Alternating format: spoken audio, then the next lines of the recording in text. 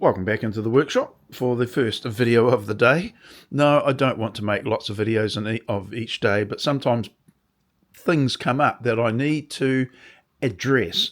In this case, it was the comment I made in a previous video that only on recounting what I said, I thought, well, no, that was particularly stupid what I actually said. So I want to cover that off, and then we'll talk about something else, of course.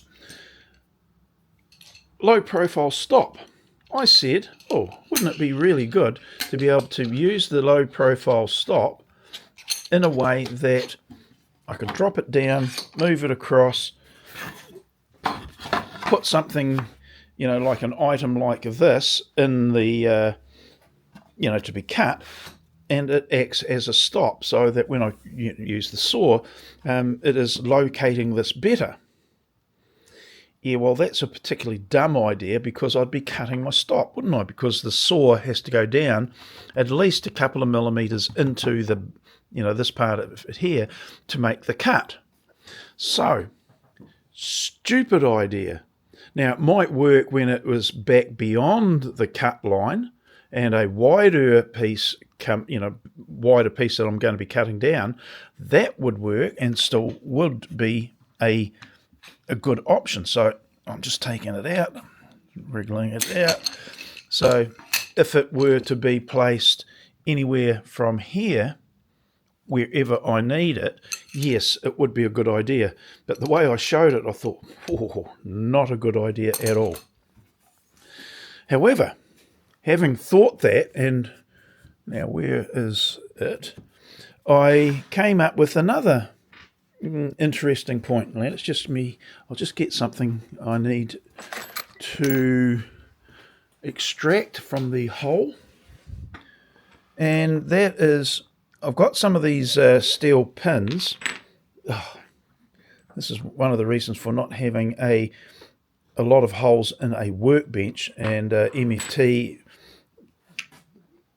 tops have got lots of holes. You keep on dropping things down them.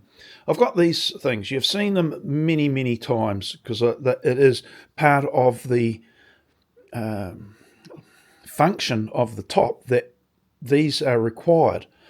Now, one of them, which I can't currently find, has got, let's have a look, has got a bit of threaded rod in it that permits hang on, there it is right there.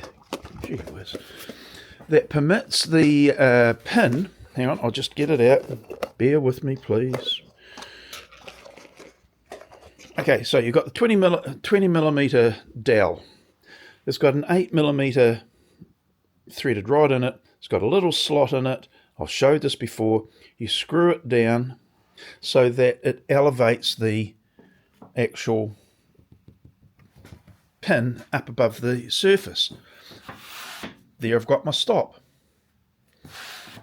I've got my adjustability here. It hits at this position. Oh well, just take it out and put it there. Same thing. So now you've got the full range of this. You've still got your stop, and it's easy as what I just showed. Move it from one area to the other. Simple, isn't it? So having one of these, which were set up for this sort of thing, can now be used in conjunction with the parallel arms and the narrow strips. It would, however, be nice to have additional holes in here, but we've got a join, so it makes it a little bit tricky. And that starts to make me consider the next idea. And I'll show you what that next idea is. Now let me just get organised. Excuse me if I've got a bit of a croaky voice this morning. I've been saying that for the last few days. No, I haven't got a cold. It's just that. Anyway. This panel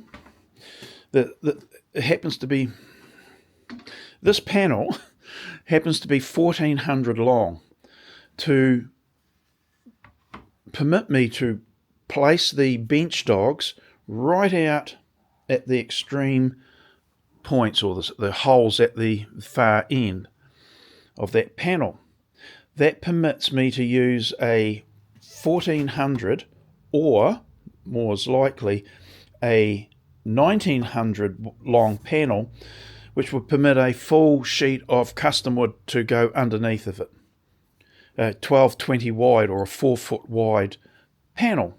Now, for the most part, it will be not used for that, because I won't be cutting full width panels. Not like that, at least. So I've got the choice of using one of these panels, the only 1200 long, in that position.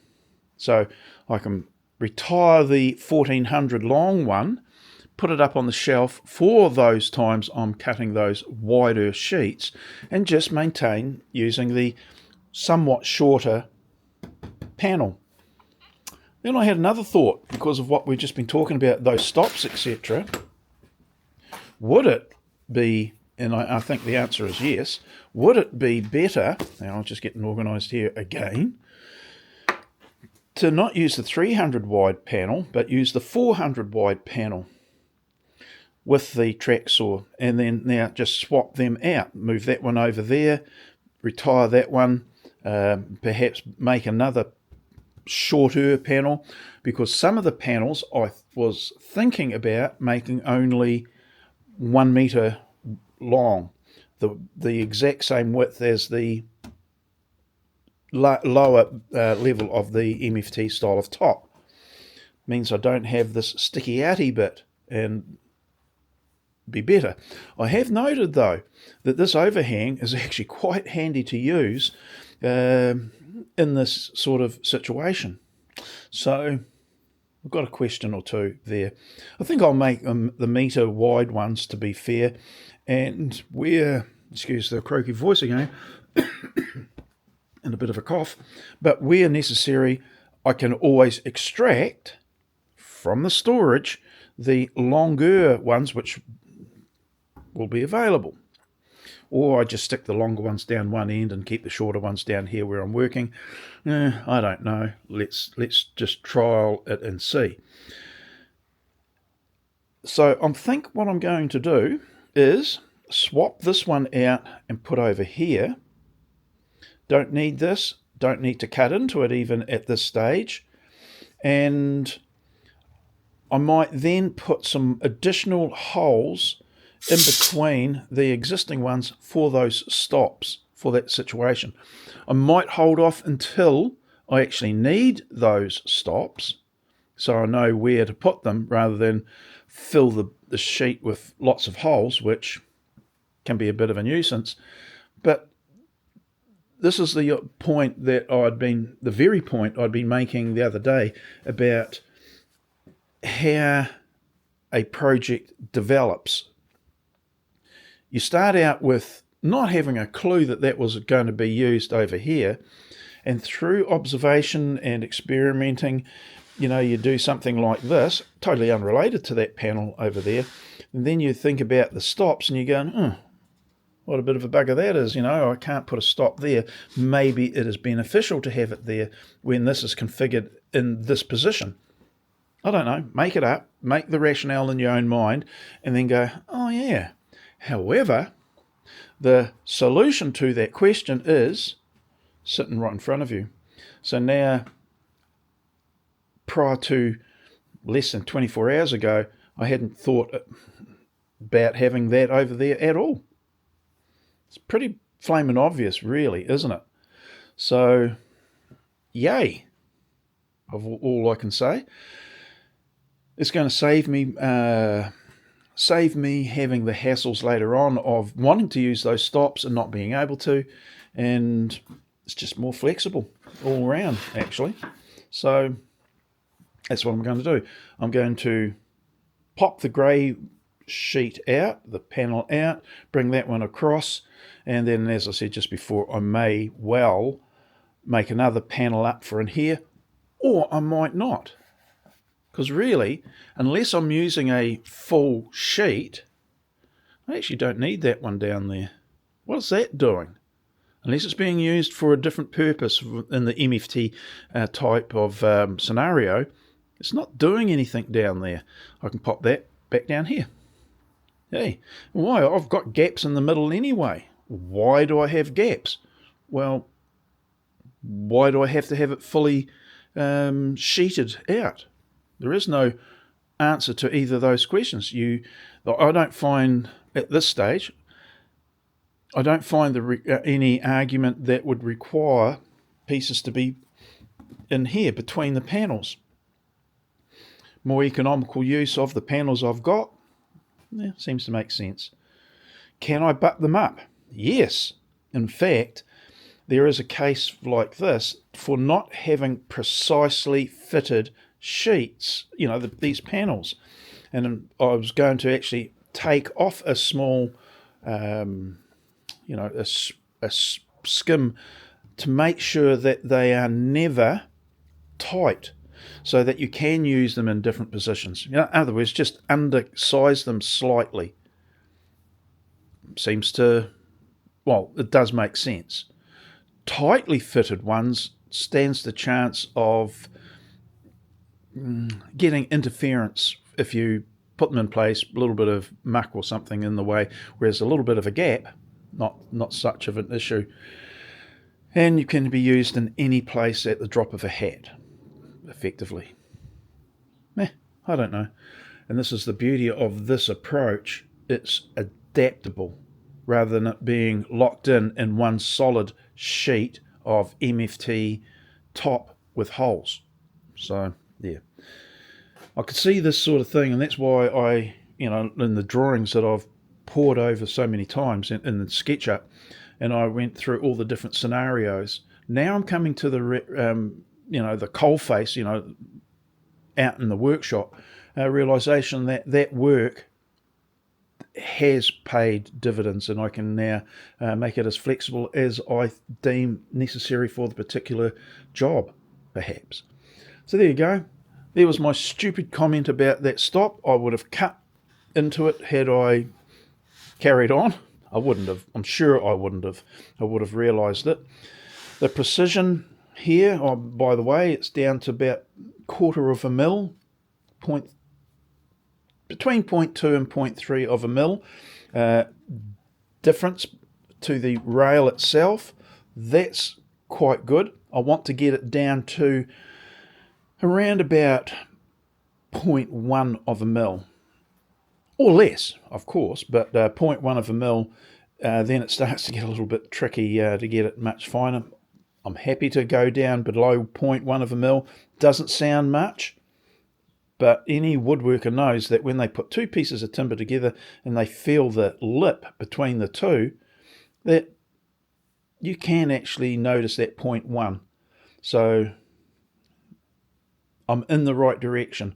I've at least halved the amount of inaccuracy I had previously, and it wasn't hard to do. I'm going to have a little bit of a trial to get this to, well, how would you say, improve, and then we'll go from there. The other thing that you could do, not in my scenario necessarily, is, I say this with some hesitancy because it probably turned out to be a stupid idea. I was going to edge band the edge here, which gives me a nice surface, not dissimilar to the melamine itself.